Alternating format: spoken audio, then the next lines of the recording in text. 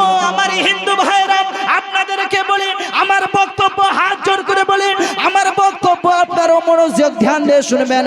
আমাদের কিতাবে কি লেখা আছে? আমার নবীজি হিন্দুদের জন্য রহমত। জোরে বলুন সুবহানাল্লাহ।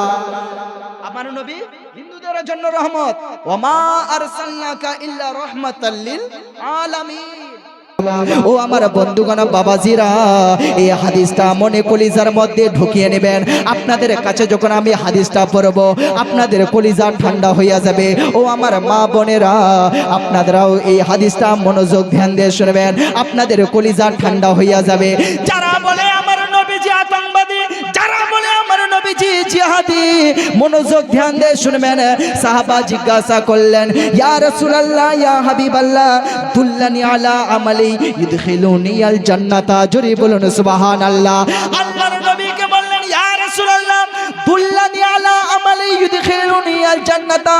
ওগো নবীজি, এমন একটা কাজ বাতিয়ে দিন, যে কাজটা কইরা আমরা জান্নাতে যেতে পারবো, যে কাজটা কইরা আমরা বেহেশতের মধ্যে যেতে পারবো, যে কাজটা কইরা আমরা জান্নাতের মধ্যে দাখিল হতে পারবো। ও আমার হিন্দু ভাইরা, আমার নবীকে তোমরা গালি দাও। নবীকে বললেন, ইয়া রাসূলুল্লাহ, এমন কিছু কাজ বাতিয়ে দিন, যে কাজটা কইরা আমরা জান্নাতে যেতে পারবো। আমার নবী কি বললেন জানেন? আমার নবী বলে, সাহাবা, আমি তিল আযা আন তারিকিন নাস। জোরে বলুন। আমার নবী বলে, সাহাবা, আমি তিল আযা আন তারিকিন নাস। এই যে আপনাদের গ্রামের রাস্তা আছে, রাস্তা আপনার এই কিশোরগঞ্জের রাস্তা আছে, আমার নবী বলেন, আমি তিল আযা আন তারিকিন নাস। এই রাস্তার মধ্যে যদি কোনো পাথর পড়ে থাকে, যদি কাটা পড়ে থাকে, কারণ বল বেরাদার, এই কিশোরগঞ্জের রাস্তা দিয়ে শুধু আপনার মুসলমান যায় না, এই কিশোরগঞ্জের রাস্তা দিয়ে হিন্দুরাও যায়, এই কিশোরগঞ্জের রাস্তা দিয়ে খ্রিস্টানরাও যেতে পারে, এই কিশোরগঞ্জের রাস্তা দিয়ে বৌদ্ধ ধর্মের মানুষরাও যেতে পারে। ও আমার বন্ধুরা, আমার নবী বললেন, আমি তিল আযা আন তারিকিন নাস। রাস্তার মধ্যে যদি কোনো পাথর পড়ে থাকে, পাথর, ওই পাথরটাকে সরাইয়া যদি তুমি দূরে করে দিতে পারো, আহারে আমার নবী যে আতঙ্কবাদী, আমার নবী নাকি হিন্দু বিরোধী, না না না না না।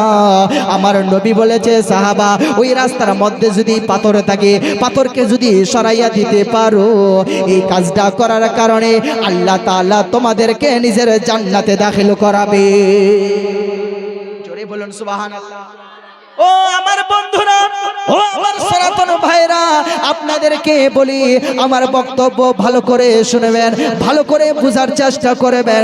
আমার নবীজি কার উপরে জুলুম করেনি, আমার নবীজি জালিম নয়, জালিম নয়। আপনাদেরকে আরেকটা হাদিস শোনাই। আমার নবীকে জিজ্ঞাসা করলেন, ইয়া রাসূলুল্লাহ, ইয়া হাবিবাল্লাহ, একটা মুসলমান কতক্ষণ পর্যন্ত মুমিন হবে না? আমার নবী কি বললেন জানেন?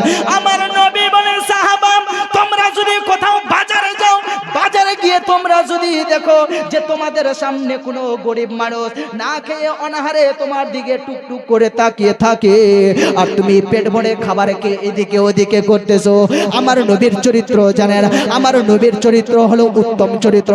আমার নবীর চরিত্র হলো, আমার নবী বলে, সাহাবা, কোনো ক্ষুধার্ত মানুষ আপনার সামনে যদি খায়, আপনার যদি সামনে ক্ষুধার্ত মানুষ থাকে আর আপনি পেট ভরে খাবার খাচ্ছেন, আপনি কোনোদিন মুমিন হতে পারবে না।